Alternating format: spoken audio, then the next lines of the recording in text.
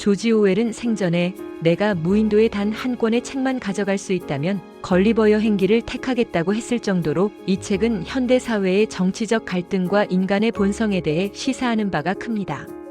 걸리버 여행기라는 책을 못 들어본 분은 없으실 겁니다.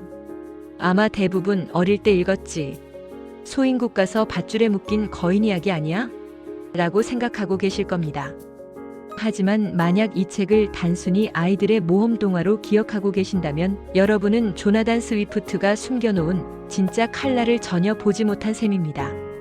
1726년에 출간된 이 책은 사실 인류 역사상 가장 지독하고 염세적인 인간혐오 보고서이자 300년 뒤인 지금의 대한민국 사회를 소름 끼치게 예언한 정치사회 비평서입니다. 저자 조나단 스위프트는 출간 당시 친구에게 보낸 편지에 이렇게 썼습니다. 나는 세상 사람들을 즐겁게 해주기 위해서가 아니라 화나게 만들기 위해서 이 책을 썼네. 걸리버가 만난 4개의 나라를 통해 지금 우리가 살고 있는 이 사회가 얼마나 우스꽝스러운지 그리고 우리 안의 괴물은 어떤 모습인지 낱낱이 파헤쳐 보겠습니다. 첫 번째 여행지 소인국 릴리퍼트입니다. 키가 15cm밖에 안 되는 이 작은 인간들은 거인 걸리버가 보기엔 하찮기 그지없습니다. 하지만 그들의 자존심과 정치 싸움은 누구보다 치열합니다. 여기서 유명한 풍자가 등장합니다. 바로 달걀 논쟁입니다. 이 나라는 두 파벌로 나뉘어 전쟁 중입니다. 삶은 달걀을 먹을 때 둥근 쪽을 먼저 깨냐, 뾰족한 쪽을 먼저 깨냐를 두고 목숨 걸고 싸웁니다. 이 문제로 만천명의 사람들이 달걀 깨는 법을 바꾸느니 차라리 죽음을 택했다. 우습지 않나요? 하지만 웃을 수만은 없습니다. 이것은 당시 영국의 가톨릭과 개신교의 갈등, 그리고 토리당과 휘그당의 당파 싸움을 비꼰 것입니다. 지금 우리의 모습을 보세요. 정치 성향의 차이, 남녀 갈등, 심지어 탕수육을 부어 먹냐 찍어 먹냐까지. 본질적인 생존의 문제가 아닌 사소한 다름을 틀림으로 규정하고 상대를 악마화하는 현대사회의 진영 논리와 소름돋게 닮아 있습니다. 걸리버의 눈에 비친 소인들의 전쟁은 우주에서 지구를 바라보는 누군가가 느끼는 우리의 모습일지도 모릅니다.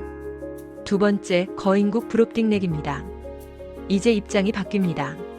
걸리버가 소인이 되었습니다. 이 챕터의 핵심은 관점의 전환입니다. 걸리버는 거인들의 젖가슴이나 피부를 보고 구역질을 느낍니다. 확대된 땀구멍과 털이 너무나 흉측했기 때문입니다. 이것은 인간이 스스로를 만물의 영장이라 자부하지만 자세히 들여다보면 얼마나 육체적으로 불완전하고 역겨운 존재인지를 보여줍니다. 더 충격적인 장면은 걸리버가 거인 국왕에게 영국의 문명, 특히 화약과 대포를 자랑스럽게 설명할 때 나옵니다. 걸리버는 이것만 있으면 적들을 순식간에 찢어발길 수 있다고 말합니다. 그 말을 들은 거인 국왕은 경악하며 이렇게 말합니다. 그대들처럼 보잘것없는 벌레들이 그토록 비인도적인 잔인한 무기를 만들어낸다는 것은 도저히 믿을 수 없는 일이다. 너희 인간들은 자연이 이 땅 위에 기어다니도록 허락한 작은 벌레들 중 가장 혐오스러운 종족이다. 드론으로 사람을 죽이고 버튼 하나로 핵전쟁을 일으킬 수 있는 현대 인류. 기술은 발전했지만 도덕성은 오히려 퇴보한 것은 아닌지 거인국왕의 일침은 뼈아프게 다가올 수밖에 없습니다. 세 번째는 하늘을 나는 섬 라퓨타입니다. 미야자키 하야오 감독의 애니메이션으로도 유명하죠. 라퓨타의 사람들은 수학과 음악, 추상적인 학문에만 미쳐 있습니다.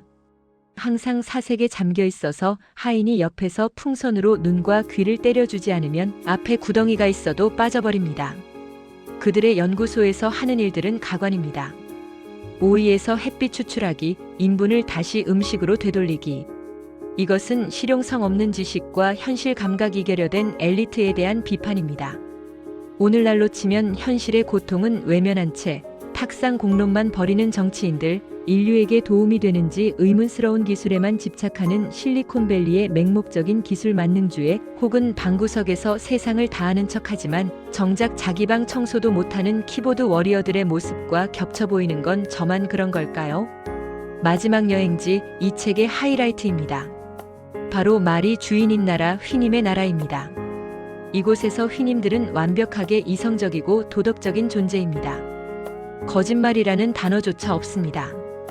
반면 인간의 모습을 한 짐승들이 가축으로 사육되는데 이들이 바로 야후입니다. 야후들은 탐욕스럽고 더럽고 반짝이는 돌을 차지하기 위해 서로 물어뜯습니다. 걸리버는 처음엔 야후를 혐오하지만 곧 충격적인 진실을 마주합니다. 자신도 옷만 입었지 결국 야후라는 사실을 말입니다. 나는 거울에 비친 내 모습을 보고 공포에 떨며 뒤로 물러섰다.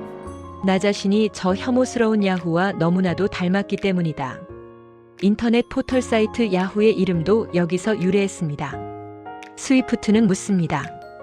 인간은 이성적인 동물인가? 아니, 인간은 단지 이성적인 척 흉내만 낼 줄 아는 동물이다.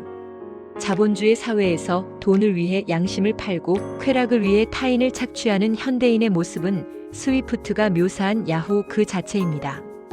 여행을 마치고 영국으로 돌아온 걸리버는 어떻게 되었을까요?